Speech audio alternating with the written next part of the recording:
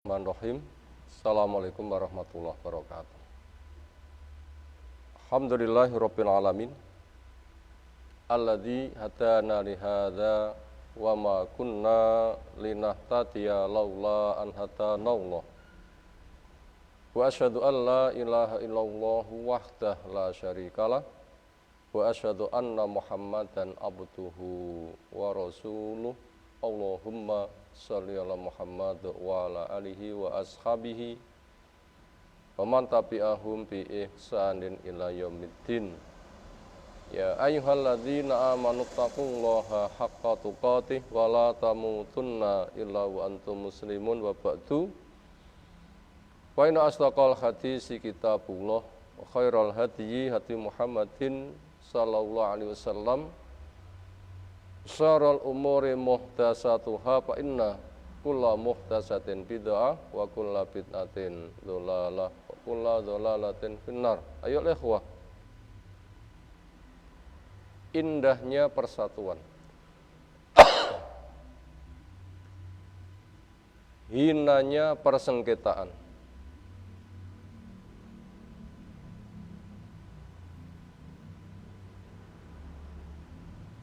Mukmin itu hatinya satu.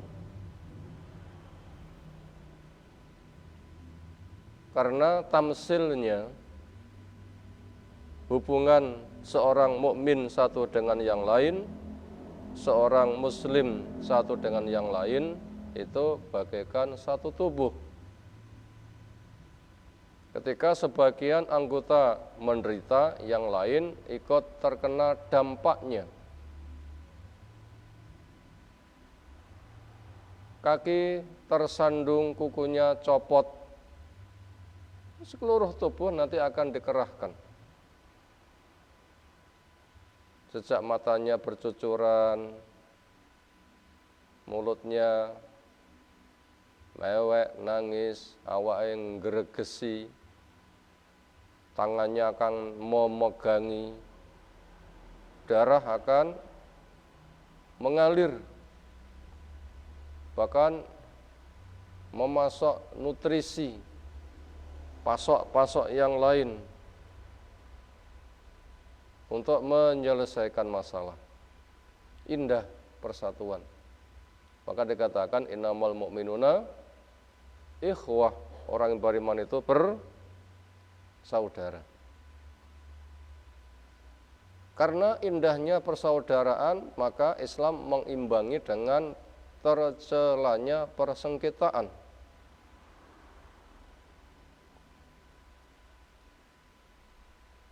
Makanya Allah berpesan, wa'tasimu bihablillahi jami'an wa la tafarraqu.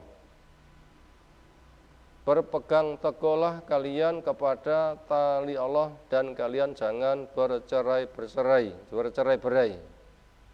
Tafarruq membuat kelompok sempalan, oposisi, penyaing. Yang satu ngajak ke depan, yang satu nggandoli, nyeret ke belakang. Tercela itu. Realita telah membuktikan, kenyataan telah memberikan persaksian. Bagaimana kondisi orang Madinah sebelum kedatangan Nabi Sallallahu Alaihi Wasallam. Sengketa terus sampai ratusan tahun. Sampai Yahudi, pewaris Taurat, kitab telah memberitahukan Nabi yang diutus mereka menunggunya.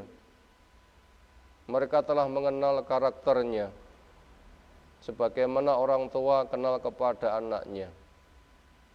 Tempat munculnya di sana sebagai sentra korma, itulah Madinah.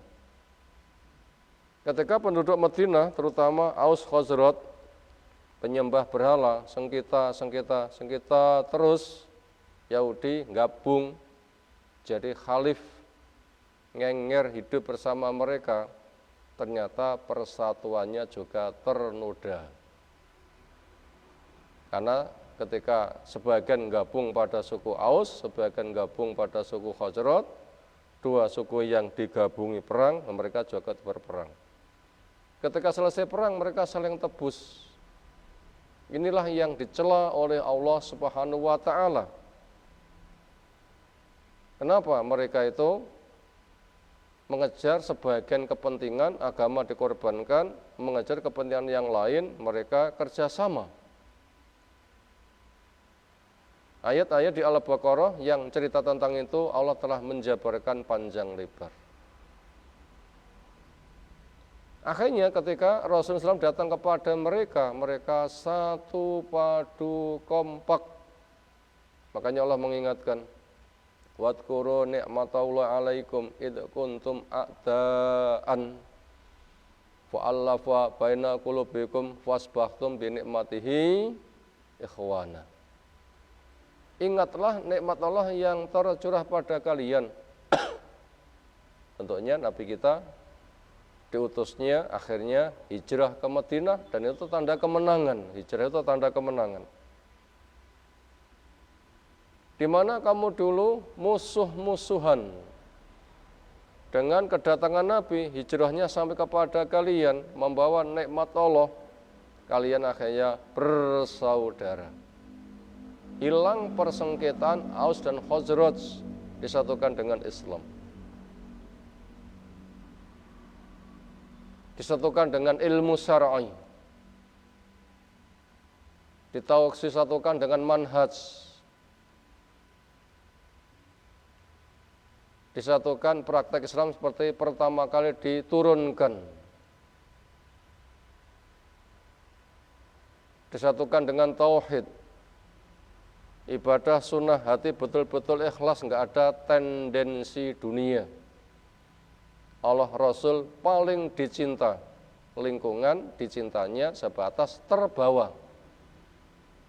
Bila sejalan kecintaan Allah dan Rasul, nah, dibawa, bila tidak ditinggalkan. Karena memang syarat mendapatkan manisnya iman adalah Allah Rasul lebih dicinta daripada yang lain-lain. Ini kondisi yang Allah beritahukan bagaimana indahnya persatuan dan tercelanya persengketaan.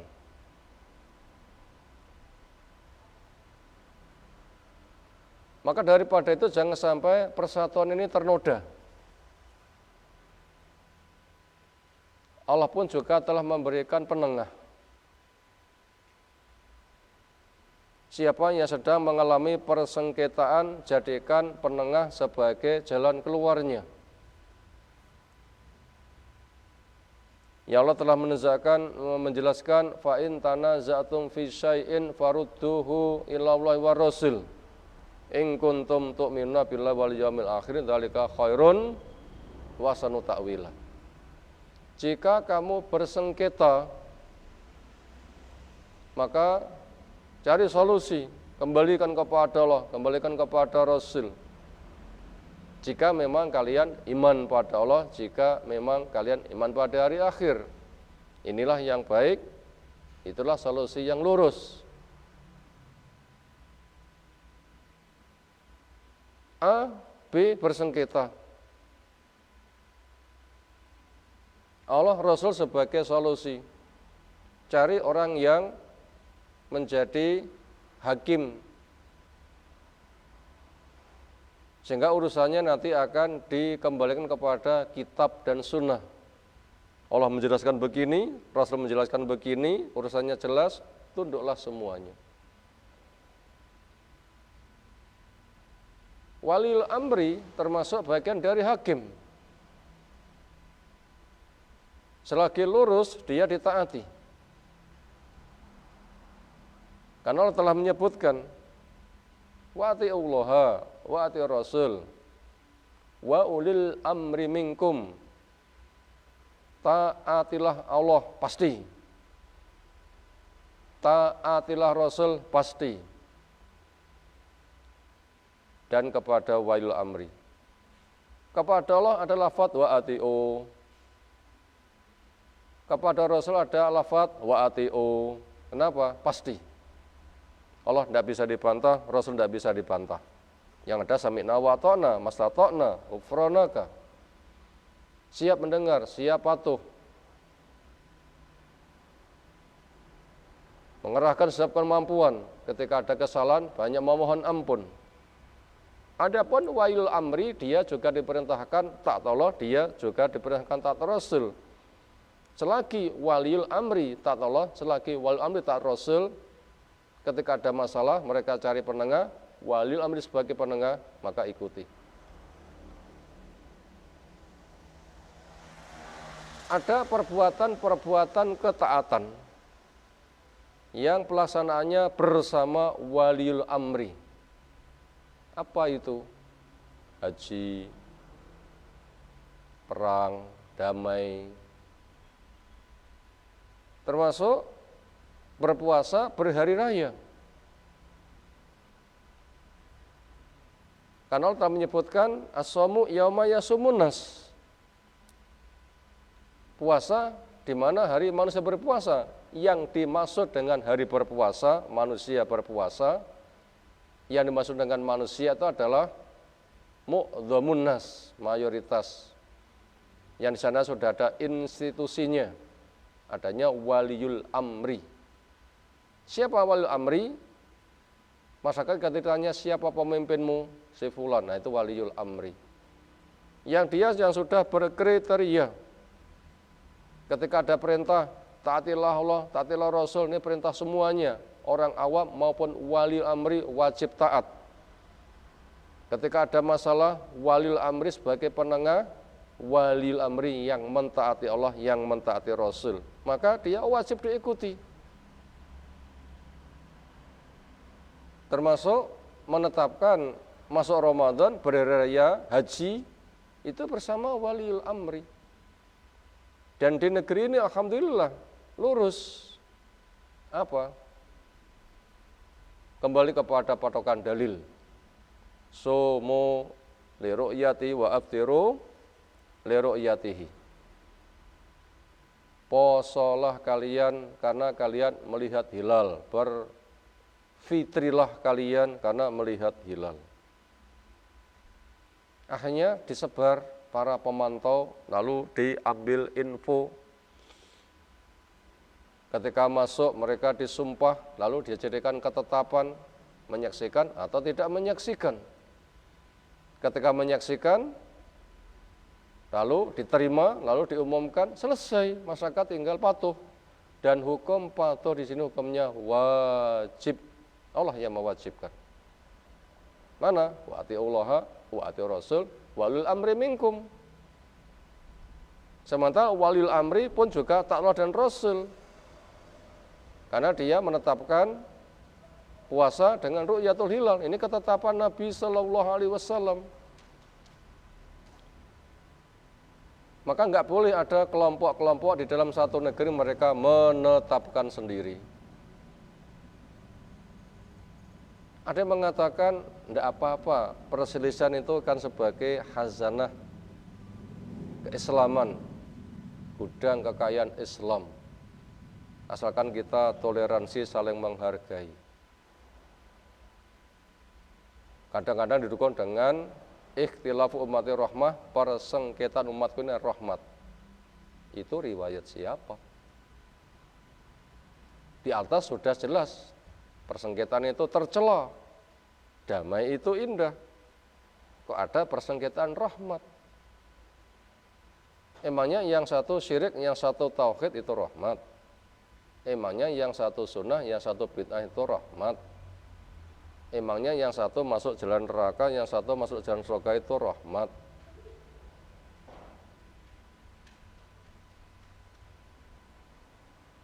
Perhatikan. Kembali kepada petunjuk yang gamblang dan mudah. Persengketaan itu tercela. Demikian juga ada yang lain. Walaupun kami menetapkan sendiri, tetapi kami tetap taat kepada waliyul amri. Aneh.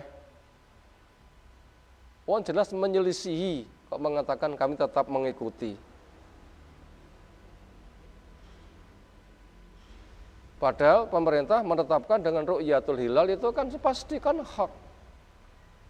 Ketika ada masalah itu sebagai penyelesainya. Bila ada perbedaan, keputusan wali amr itu sebagai penengah. Dan itu berdalil pasti. Kenapa itu diakui benar tapi enggak ditaati? Karena menetapkan sendiri sementara yang lain itu ditaati. Apakah enggak dikhawatirkan? Yang ditaati itu pilih-pilih yang cocok dengan hawa nafsu. Padahal itu adalah hak yang dicocoki ditaati, yang enggak dicocoki enggak ditaati. Ini kan sikapnya Yahudi.